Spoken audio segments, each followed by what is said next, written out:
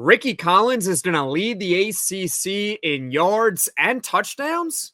I react to your hot takes.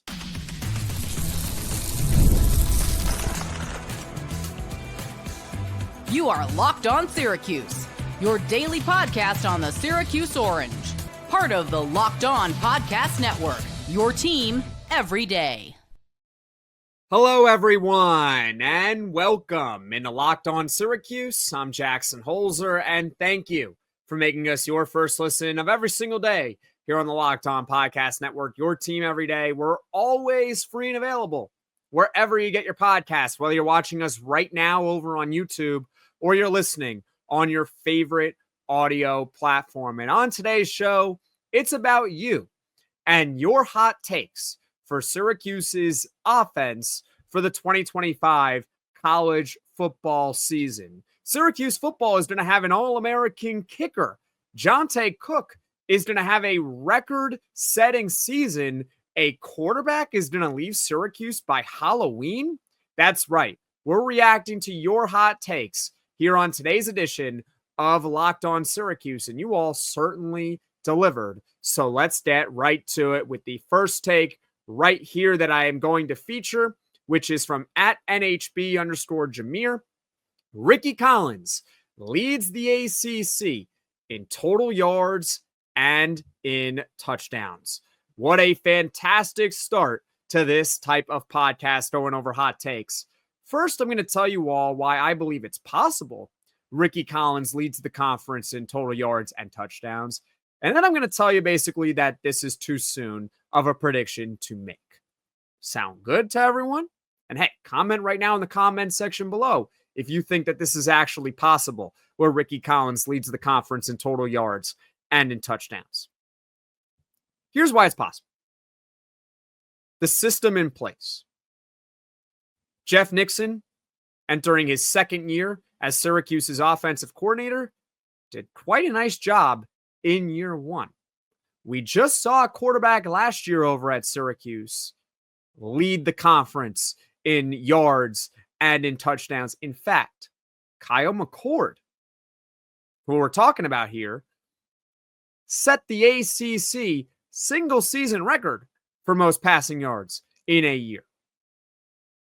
So Rickie Collins, we understand that he doesn't have the experience, right? Only 7 career passes in college, coming over from LSU.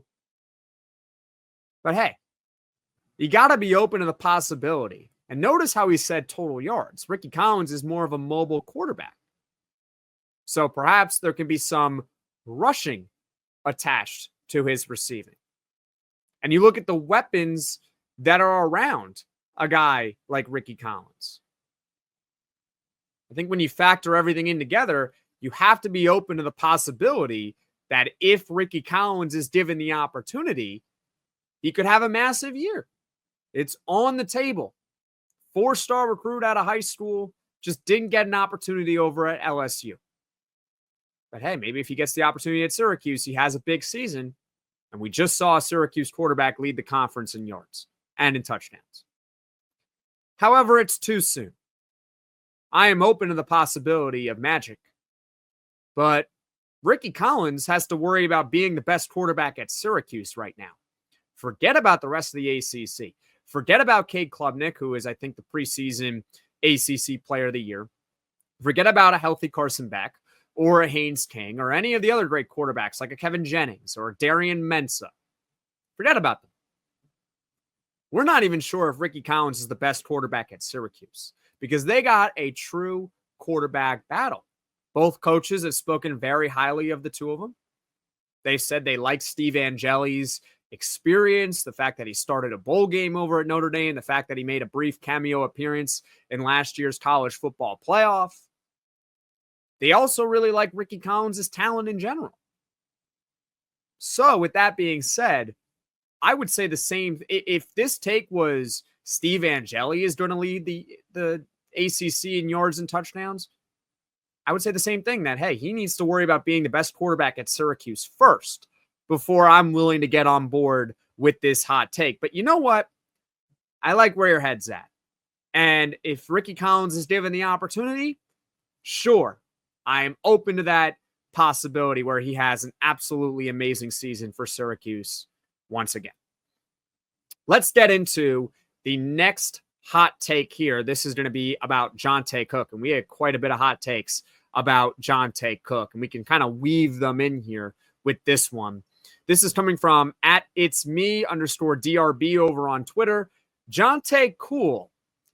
I know you meant to say Jonte Cook, but he is cool. But Jonte Cook breaks Amba Etatawo's single season receiving yards record of 1,482 yards.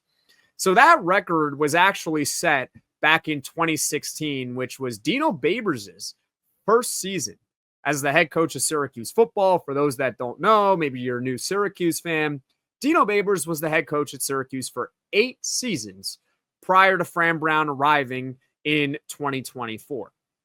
Now, Etatawo and Jonte Cook, they have a couple of similarities, but there is one big difference between the two. Let's start with the similarities here. Etatawo was a transfer receiver as well heading into 2016, albeit it was from Maryland. And in his prior 2 seasons, he also didn't do a whole bunch, just like Jonte Cook. He had 438 career receiving yards, according to College Reference, prior to the 2016 record-setting year over at Syracuse. Etatawo kind of came out of nowhere, though, and that's where there's the difference. He was a 3-star recruit out of high school, and if you go back and you look at some of the quotes online, all the way back in 2016, you can find some articles there 9 years ago from Dino Babers himself saying, I didn't really see this coming. He actually had a quote about how the year before he was at Bowling Green and he played Amba Etatawo, and he flat out said he didn't even remember the receiver was in that game. In other words, they weren't really focused on him at Bowling Green when they were playing Maryland. So when he arrived at Syracuse, they didn't see this coming, where he'd have a record-setting season. Jonte Cook, on the other hand, while I'm not going to sit here and say he's going to have a record-setting year, he's got high expectations. I understand that the previous 2 years for Jonte Cook haven't necessarily gone his way for one reason or another. But back in 2023, this was a 5-star recruit out of Texas. There's a reason why Texas recruited him hard. There's a reason why he could have played anywhere in the country out of high school. He is an electric talent. He just hasn't quite lived up to his potential just yet. And he's getting a fresh start this season for Syracuse football. The issue with this hot take that I have is I'm not necessarily doubting Jonte Cook's talent or the fact that he has a ton of potential. I'm not sure he's going to get the volume to be able to have nearly 1,500 receiving yards this season. Last year, Syracuse football showed that they like to spread the ball around. They had 4 players catch at least 60 passes last season. 6-0. Trevor Pena, Jackson Meeks, Arande Gadsden, and LaQuint Allen. And I understand that all 4 of those players are gone. But the point being is that you can just change the names, and you know that Syracuse is going to want to spread the ball around on offense. Instead of Justice Ross Simmons, or instead of Jackson Meeks, it's Justice Ross Simmons. And then you have Daryl Gill, who emerges. And you have Jonte Cook, who's in the slot. And Will Nixon is taking a bunch of snaps out of the backfield, catching the ball. And Jamie Tremble, who we're going to talk about later on in this show, is going to emerge, right? Let's say Jonte Cook is the starting slot receiver, basically the 1-for-1 replacement for Trevor Pena. And he matches what Trevor Pena did in catches.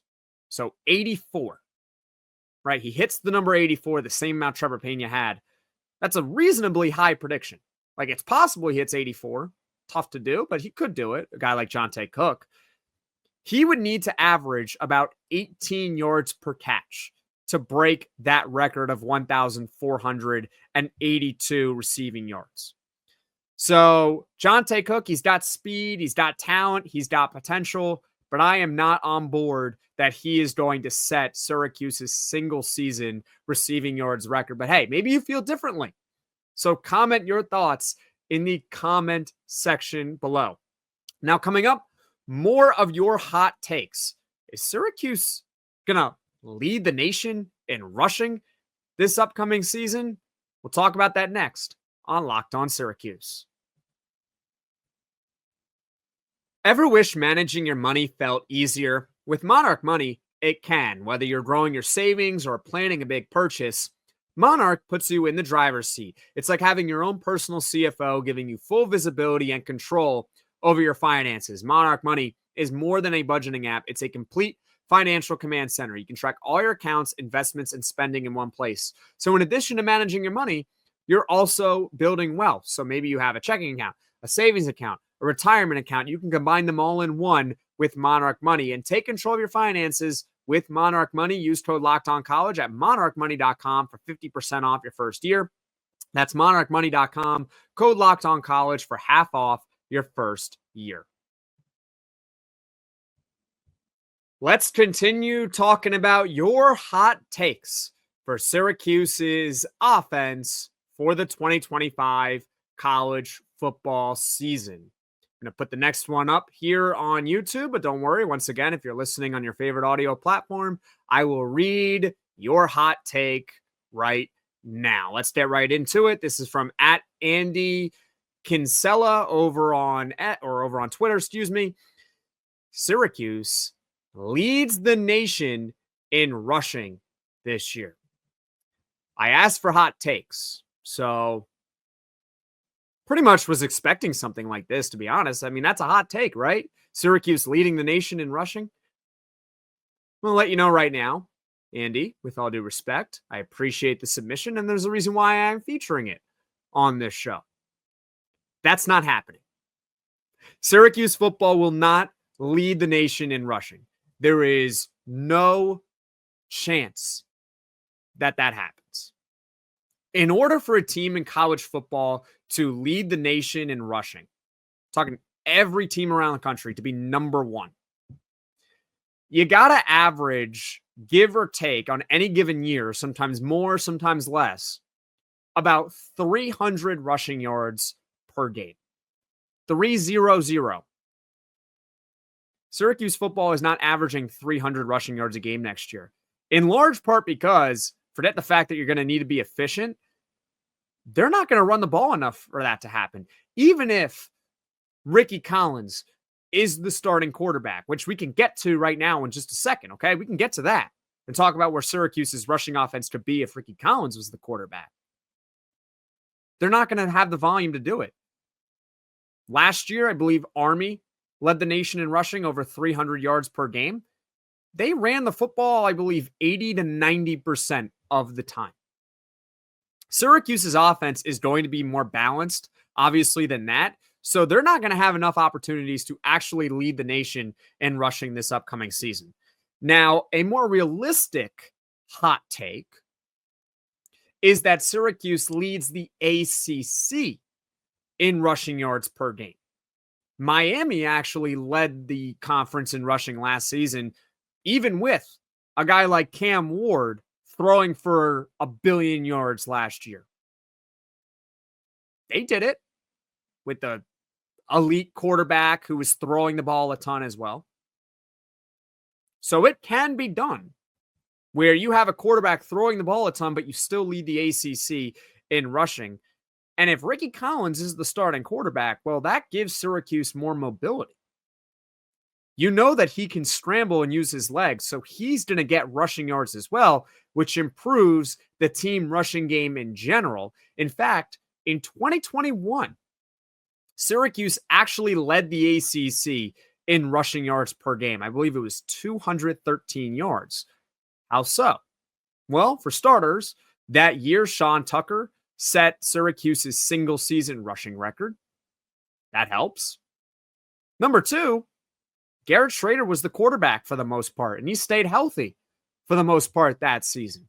And so he was running the ball a ton. Sean Tucker was running the ball a ton.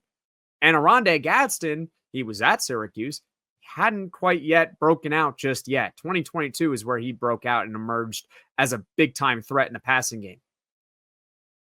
So all that to say is Is Syracuse going to lead the nation in rushing?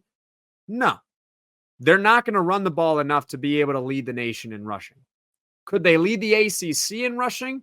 That's a more realistic hot take, because if you have Rickie Collins as your quarterback, maybe he chips in enough. Yassine Willis could give you, hopefully, maybe 1,000 yards. You get some from Will Nixon, and la-di-da, you actually end up leading the ACC in rushing after last year being one of the lower-rated teams in the ACC in rushing. So that's what I got to say about that. And coming up now, this is a hot take. Here we go. Let's just put it up on the screen right now. From @Mike Duda. A QB will transfer out before Halloween. It's not impossible to imagine a scenario like this, because we have seen quarterbacks leave their team mid-season. In fact, you want to go look at the ACC last year? Thomas Castellanos over at Boston College. Remember how his career ended there? Syracuse game, gets benched, quits. That's right. He quit the team. So it can happen. And there is a QB battle over at Syracuse, right? You got Steve Angeli, you got Rickie Collins, and someone is going to win that job. I don't know who it's going to be, but someone will win that job. And if the winner were to excel in that position, right? Let's say Rickie Collins wins the job, and the hot take comes true where he's on pace to lead the ACC in yards and in touchdowns. Well, would Steve Angeli transfer out? Would someone below Steve Angeli in the depth chart transfer out before Halloween? It's not impossible, but I think it's also very, very unlikely for a quarterback from Syracuse to transfer out midseason. I'm sorry. I really can't get behind it. And I can't get behind the logic behind why someone would want to transfer out mid-season. Off-season's a different conversation. But during the year, if you're a quarterback, especially the backup, you're one snap away. That's your mentality. You are one snap away. Tom Brady, who many consider to be the greatest quarterback of all time. Remember how he got his start. I'm a New York Jets fan, so it pains me. Mo Lewis knocks out Drew Bledsoe. In comes Tom Brady. We know the rest is history, right? But there's more recent examples than Tom Brady. College and pro. I mean, how about Brock Purdy? Was the third or the fourth string quarterback for the 49ers his rookie season. But Trey Lance goes down. Jimmy Garoppolo gets hurt. All of a sudden, Brock Purdy's given an opportunity to lead the San Francisco 49ers. And you know what? Since that point, he has been their quarterback. And he inked himself a pretty nice contract extension, getting hundreds of millions of dollars. You want to go talk about college football examples? How about Cardale Jones?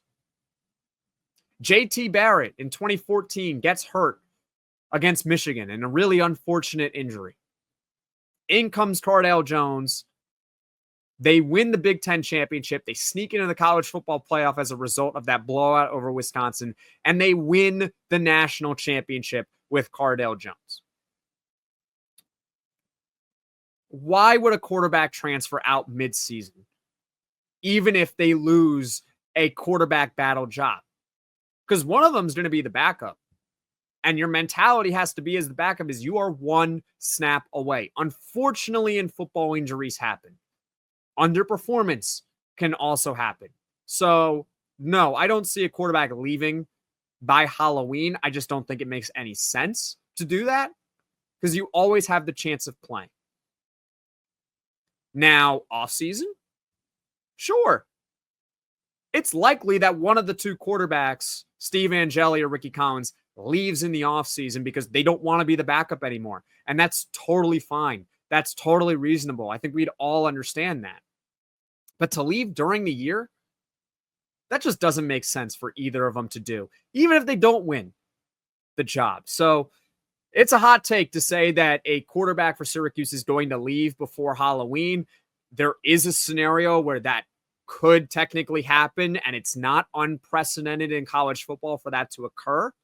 But I am not behind this hot take that Syracuse is going to have a quarterback leave at some point during the season. But hey, maybe you feel differently. So comment in the comments section below right now your thoughts on Syracuse's quarterback situation. Let's get to another hot take right here, shall we? This will be about Jamie Tremble from @cool_Jones over on Twitter. Jamie Tremble is a top 5 tight end in the ACC by the end of the year. And when you say by the end of the year, this is definitely a take that I can get behind. I absolutely love this one. Jamie Tremble was one of Syracuse's highest rated recruits in the 2024 recruiting class. He was either a consensus 4-star recruit or a near consensus 4-star recruit. There might have been one recruiting service that had him as a 3-star, to be honest with you. I don't remember. But regardless, highly rated recruit in 2024. He profiles as a receiving tight end. And I think that's what you really mean by this. Leading or being top 5 in the ACC by tight ends in receiving yards because he's a receiving tight end. Look, Fran Brown has raved about his upside. Fran Brown has raved about how he's developing. And he's also said, we're going to like how Syracuse uses Jamie Tremble this season. My concern is that right now, Dan Villari appears to be ahead of Jamie Tremble on the depth chart, and Fran Brown basically confirmed that at ACC Media Day. I think what'll happen with Jamie Tremble, and I've said this before, is he's going to have the opportunity for his role to grow. I don't think Tennessee week 1, he's going to play too much. He's going to be given limited snaps, limited opportunities. But if he does well in those limited snaps and those limited opportunities, his role will grow. So, could by the end of the season, we're sitting here saying Jamie Tremble is a top 5 tight end in the ACC? Yeah, that's on the table. If his role grows and he excels, maybe we do consider him a top 5 ACC tight end. And who knows, maybe he's on the preseason all-conference team in 2026. This is definitely a hot take that I can get behind. Jamie Tremble, top 5 tight end in the ACC. And we still got plenty of more hot takes to react to. We're going to talk about Trip Woody, the kicker for Syracuse. And we're also going to talk about Yassine Willis and a couple more receivers on this show. So stick with me here on Locked On Syracuse. Time to fuel up and turn it up with 5-Hour Energy Transfusion. It brings the bold grape, ginger, and lime flavor of your favorite golf drink, minus the alcohol, into a quick, energizing shot. Whether you're sinking birdies or just making memories with friends, this one's a hole-in-one for your energy game. And let's be honest, some days on the course or off the course, you just need that extra boost to stay sharp and energized. Golf is all about good times with good people and good flavors, of course. The grape ginger lime flavor gives you the best parts of your clubhouse go-to without chasing down the bev cart.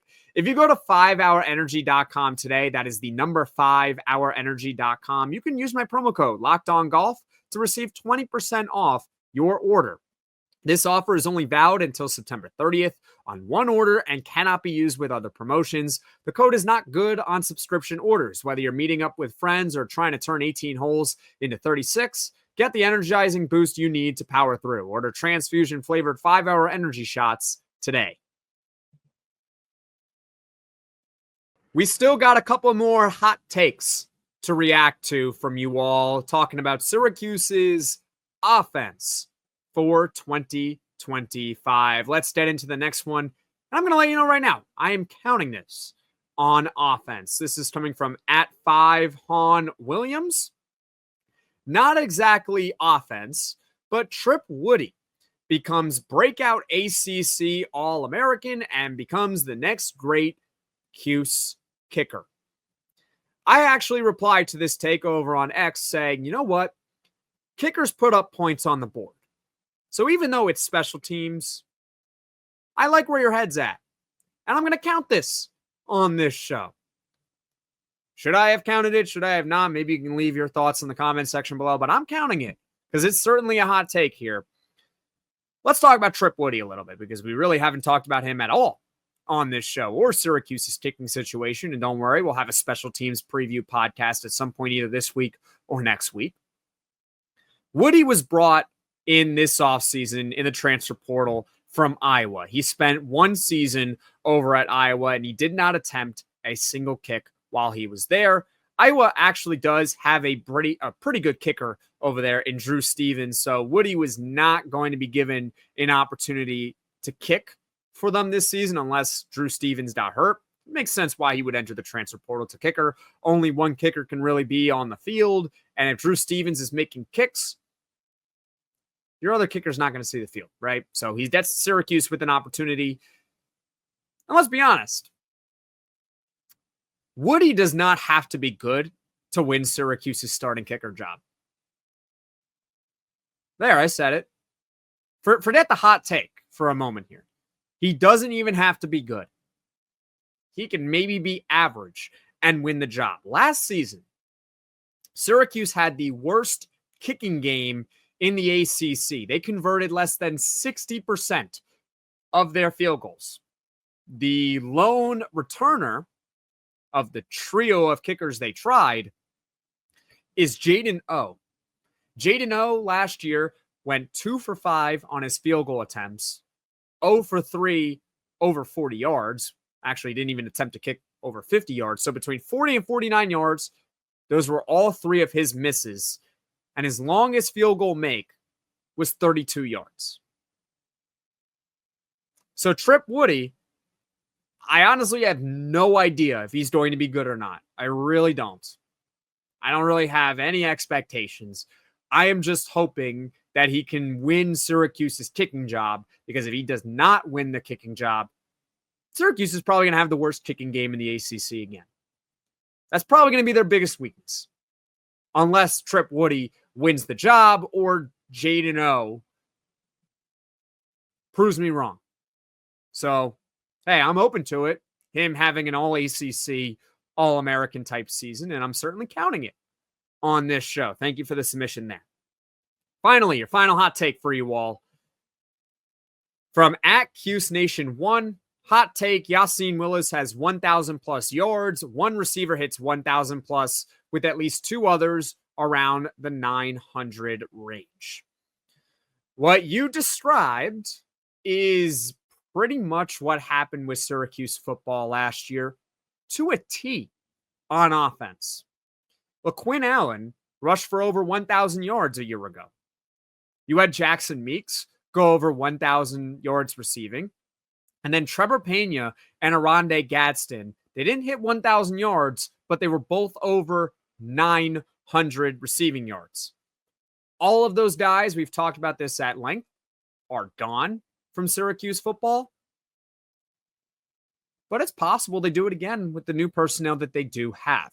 Yassine Willis, 1,000 rushing yards, I think will largely depend on the workload that he is given. Is Will Nixon going to be taking carries from him? We'll find out, I guess, this regular season. But I'm open to the possibility that Yassine Willis breaks out and has a massive year for Syracuse. Sure. Could happen. On the table. 1,000 yards receiving from one of these receivers.